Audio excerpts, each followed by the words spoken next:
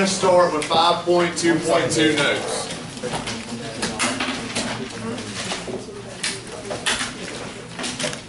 5.2.2. Now the title of this is I am going to label it as our I can statement. So 5.2.2 is I can factor a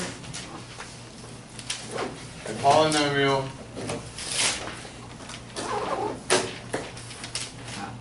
when a is equal to 1.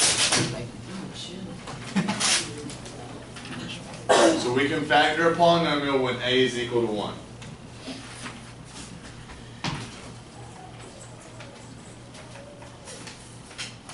Okay, from here, let's kind of recap of what a polynomial can look like. Another name for what we're doing, when we say polynomial, we're really talking about trinomials right now, okay? So a trinomial slash polynomial is of the form ax squared plus bx plus c. That is kind of that's the form of the trinomial. That's the standard form of the trinomial that we're going to be using. Polynomial, trinomial, whichever one you want to say, it doesn't matter. But here's the form, and this is what we're factoring. Now notice what the I can statement says. It says factor a polynomial with a equals to 1. So that tells me right now that the leading coefficient in front of that x squared is always going to be 1 for what we're doing.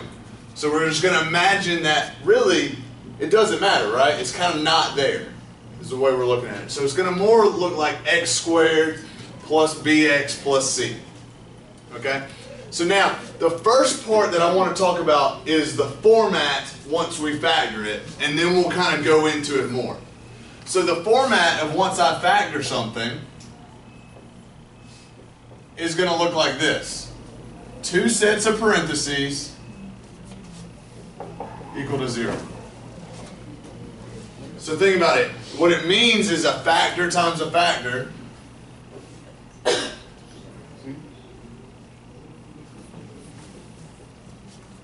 is going to equal this polynomial.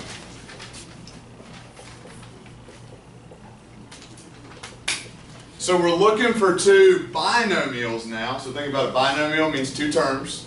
So we're looking for 2 binomials that we can multiply together to give me the overall polynomial that I'm starting with. Okay? And let's think about this. If I wanted to get x squared, what would I multiply together to give me x squared? X times x. So really, we already know almost half of the problem right there. We know half of this answer when we say factor, because x's go in the front. Now, we're going to have some sign there. We don't know yet. It's either going to be a plus or a minus. So I'm just kind of giving the format, a plus or a minus. We'll get into that here in a second. And then it's just going to be a number on the back end. So this is what the factored form looks like. Okay? That's just what we're looking for, an answer that looks something like this. All right? So now, from this point, let's talk about some of the, there's 4 different processes we're going to use. Okay? 4 different rules.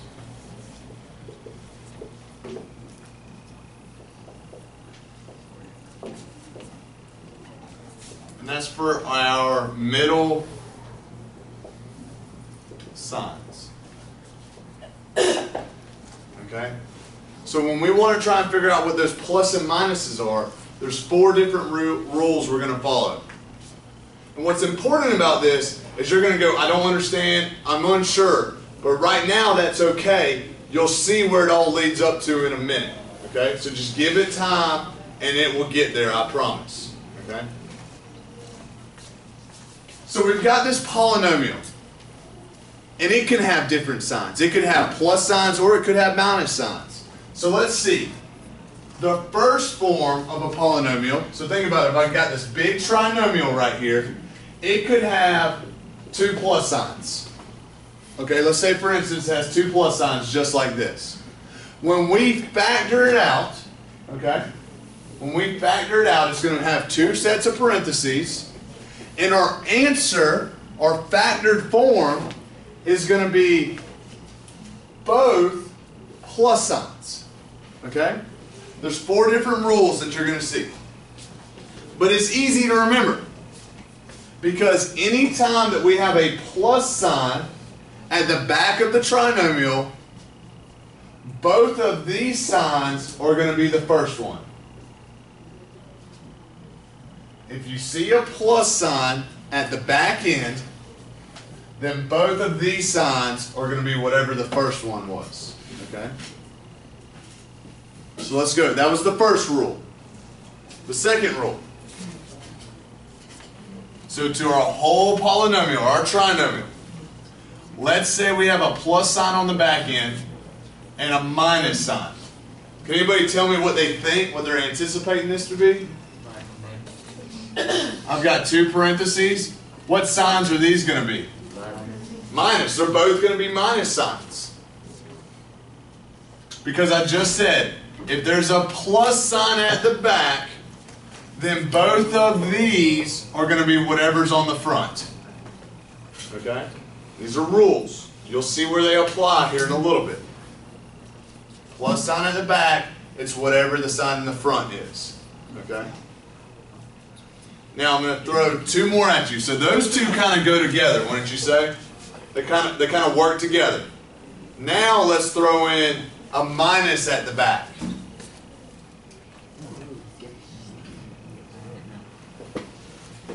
So let's say we have a minus at the back.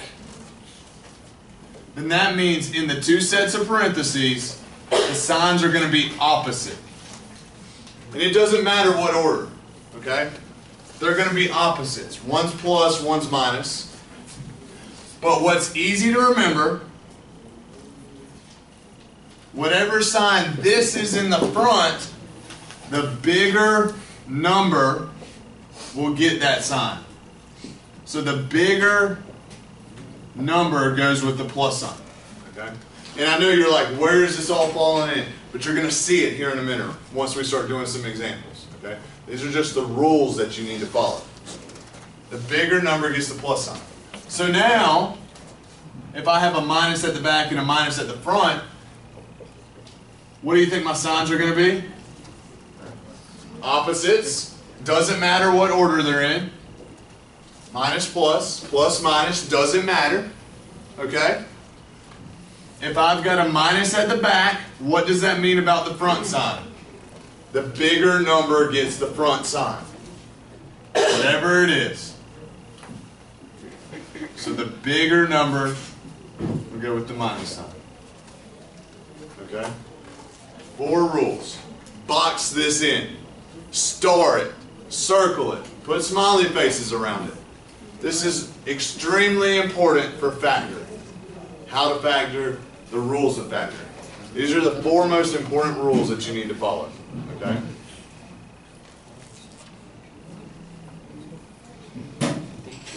Okay, so now I'm going to make some space. Are we okay for me to erase? Yeah. Not yet? No, you are. Okay.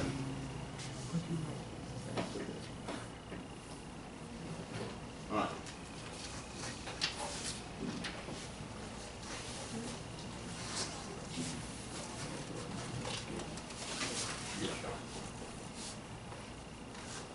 So we've got these 4 rules. Okay, so we got to remember that. We got the 4 rules. Now, whenever it comes to actually factoring, okay? Whenever it comes to actually factoring, step 1 is going to be look at your C value. Okay, look at the C value. Where's my C value? It's at the back end. That's that constant. Okay. Look at C and find the factors. Find the factors of C. So we want to look to the C term and find its factors. Okay? What are factors? Things that multiply together to give me that C value. Step 2, set up. Nope, I'm sorry about that. Step 2 is going to be actually which set of factors will combine to equal B. Okay? And you're still thinking, oh my God, we're just writing all this stuff down. We don't know what it means. That's okay. The rules and the steps will help you in the long run. The first step, we look at C and we take all the factors of C. Step 2, we look at the factors and see which ones will equal B. What can we combine together to equal B? Step 3,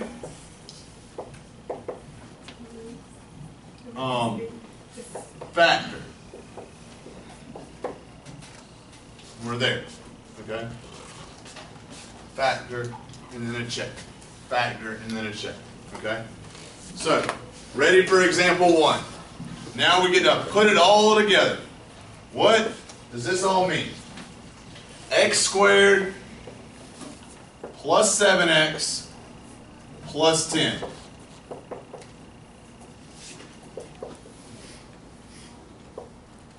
We want to factor x squared plus 7x plus 10 equals 0. So which one of those 4 rules does this apply to? The first one, right? The first rule. Remember we had those 4 rules. It goes to the first rule because we got plus signs. Okay? So step 1 says we look at C and find the factors of C. So what is my C value? 10. So we write down 10 and we say, what are my factors of 10? Start with 1. 1 times 2 times 5. Are there any more? No. Okay? So, step 2. Which set of factors will combine? That means add or subtract to equal my B term. Well, my B term is positive 7. How can I get positive 7? Add 5 and 2. So here's my factors that combine. So now that last step that says factor means I set up my parentheses just like the rule said. So I set up 2 sets of parentheses. And I think, what times what equals x squared? X times x. Now I've got a plus sign at the end and a plus sign at the front. So what are both of my signs? Plus. And then how do I get 7? 5 and 2. And it doesn't matter which order we write them in. 5 and 2. So now I have factored it. Okay? The last thing that I have to do is I've got to factor and then I have to check it. Okay? So to check it, all I'm doing is checking the middle and the outside. So what's positive 5 times x? 5x. What is x times positive 2? Positive 2x. What does that equal? Positive 7x. Check. Okay? Now I have factored a polynomial. I've factored a trinomial. Questions right now about what we just did? Okay. So that was example 1. As soon as we're okay, I'm going to erase. I'm going to go on to example 2. We okay? All right.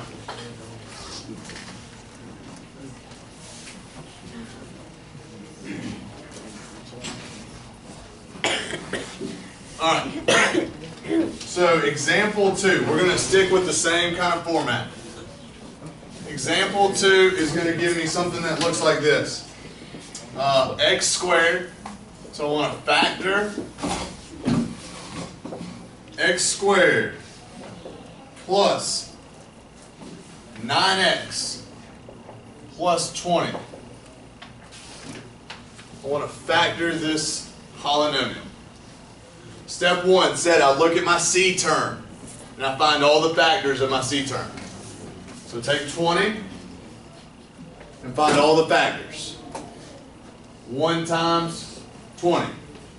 2 times 10. What else is left? 4 and 5. Okay? Step 2 says I look at these factors, look at each set, say what can I combine together to give me positive 9? Do y'all see it? 5 and 4 will give me positive 9. Step 3. Actually factor it. X and X. I've got a plus sign and a plus sign in the front. So what are my two signs? Pluses. And then I add in my factors. 5 and 4. So I've factored it. Now I need to check it. The middle terms. The outside terms. Combine those together. 9x gets a check. Awesome. Okay. So I can do it with 2 plus signs. All right, let's throw a minus in there. Example 3. X squared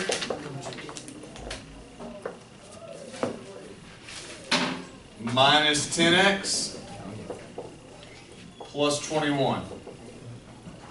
X squared minus 10x plus 21 equals 0. X squared minus 10x plus 21 equals 0. Step 1 is what? Factor my C term. 1 and 21. 2 doesn't work. What about 3? 3 and 7. Are there any more? No. Okay, so now, step 2 tells me, look at these and see what could I combine together to give me negative 10. What could I combine together? Negative 3 and negative 7. That's right. So 3 and 7 will give me 10. So now let's factor it. 2 sets of parentheses with my x's. Always like doing that first because it makes me feel like I'm almost done. Then I look at my signs. I've got a plus sign on the back, a minus on the front. What does that rule tell me? Negative, negative. Negative, negative. So now I just plug in my 2 factors. So now I factored it. The last part I got to do is check it. Minus 3x, minus 7x. Combine those to give me minus 10x. Check mark. Check mark. Questions? Are we okay? Feels pretty easy right now? Okay? Let's throw in something a little bit different now.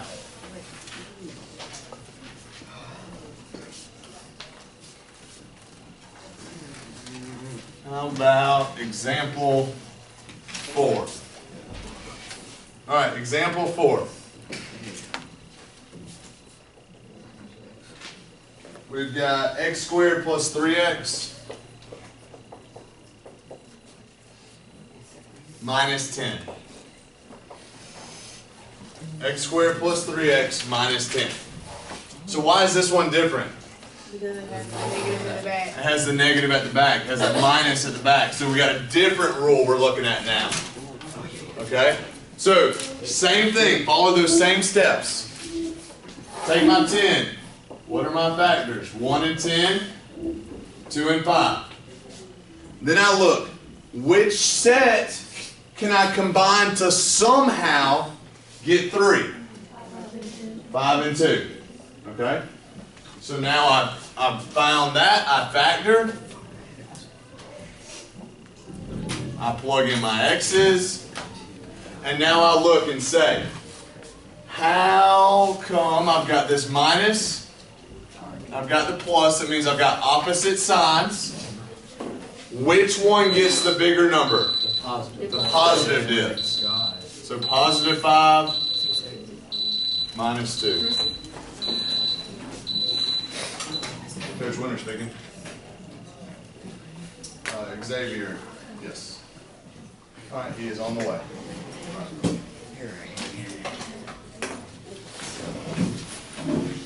All right, so once I factor it, what do I have left? You got to check it. Take the middle terms. Take the outside. Combine these together, and I get positive 3x. Check, it works. Awesome. Follow the rules. Example 5. Example 5 is going to look a little bit different. Let's go with factor x squared minus x minus 30. X squared minus x minus 30. Step 1, factor. 1 and 30, 2 and 15, 3 and 10, and finally 5 and 6. So I'm looking at this. Step 2 says I got to look at my factors and say which one of these can combine somehow to give me 1. 5 and 6. So I circle those. 5 and 6 will work. Now I'm going to factor. Plug in my x's. I look at the minus. If there's a negative at the end, there's a minus at the end, they're opposite signs. The bigger number goes with the negative. So wherever that negative is, put in the bigger number. Now I've factored. What's my last step? Check it off. Positive 5x minus 6x gives me negative 1x.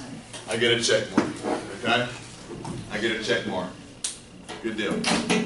Questions? All right, I'm about to put 2 problems up. First problem is going to go to the left side of the classroom. Second problem is going to go to the right side of the classroom. Okay? Are we okay? All right.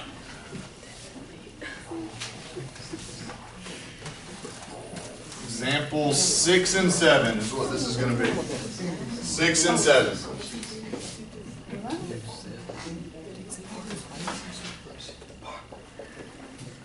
All right, so example 6 is going to look like this. X squared factor x squared minus 11x plus 24. Example 7 is going to look like this. X squared plus x minus 12.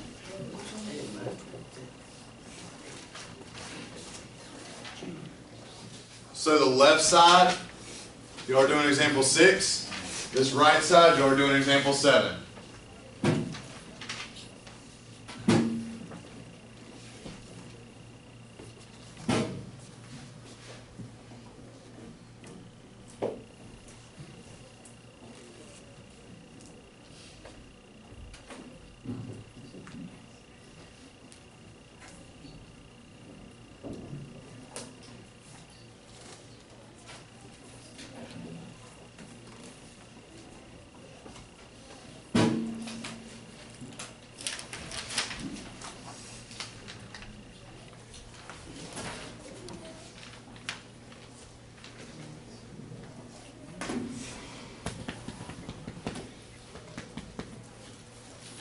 You got it, Will?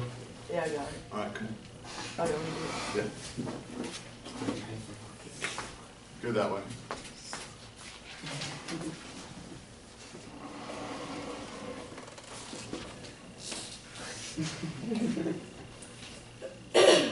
You nervous? No. Knock it out. Wait, do you want me to try to answer that? I want you to go step by step. Okay. I did 24.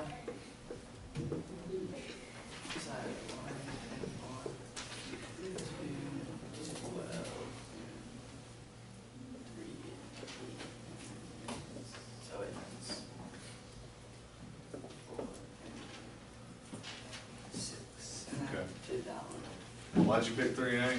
Because 11. Okay. All right. And then it's negative, positive, so it's negative, negative.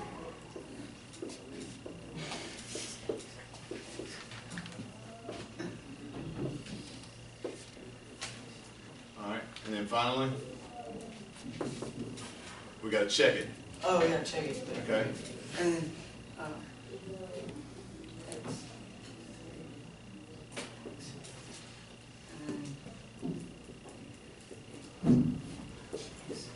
And then that's, Awesome. Check mark. Great. All right, that was the gentleman's clap right there. It's real quiet. Okay. So we took and said 3 and 8 could somehow give us 11. Remember, notice we had a positive at the end, so that means both signs are going to be the same, and it's going to be whatever that middle one is. So the positive tells me both of those are minus. X minus 3, X minus 8. Great job. Do I have a volunteer, Chastity? All right. Knock out that second one. I'm going to give you a little bit of space right here.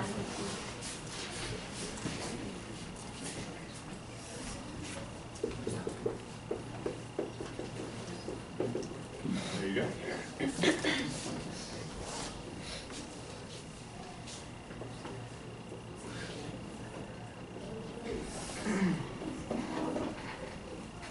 Chose 3 and 4 because 4 minus 3 is 1. Okay. Go ahead and circle those for us. All right.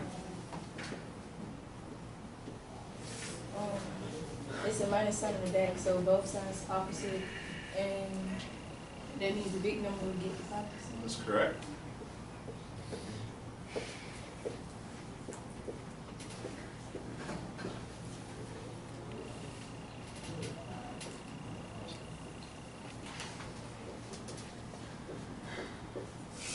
Awesome. Good job. All right, so perfect. We take and look. What are my multiples of 12? 1, 12, 2, 6, 3, 4. Now I take and look. What could give me positive 1? 4 and 3. Since I have a negative on the end, that's going to tell me both my signs are opposite. So we did that part right. And then finally, the bigger number gets the positive sign. So that's why she went with the 4 right there. Good job. All right, let's give her her clap. Good job. Good job. Let's think about any other case that could happen. Let's see if y'all could do this problem right here. Let's think about this. Example 8 could be a little bit different. We want to factor, and we want to factor x squared plus 5x minus 18. I want you to try and factor that. Everybody, try and factor this right now. X squared plus 5x minus 18. Yes, ma'am.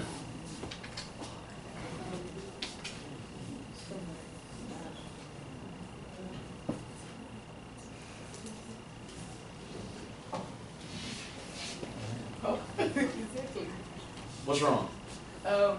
There's no two numbers that will equal to the b. So you factored 18, Yes. and you got 1 and 18, Yes. 2 and 9, 3 and any 4s or 5s? No. Okay, so now what's step 2? I got to find something that gives me 5. Yes. So 18 and 1 would never give me 5. 9 and 2, that'd be either 7 or 11. No. 6 minus 3 is 3. 6 and 3 is 9. So none of those work.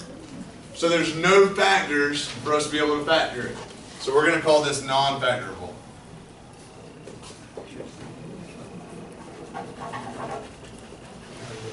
Non-factorable for now. Okay, non-factorable for now. So right now, if you see this, all you got to do is give me a good NF. Non-factorable. Mathematicians are lazy, so we shorthand everything. NF, okay? NF. Any questions? No, that wasn't a question. All right. Okay. So right now we're going to break off and we're going to do some practice problems with our whiteboard. So if you would, go ahead and put that up and get ready for that.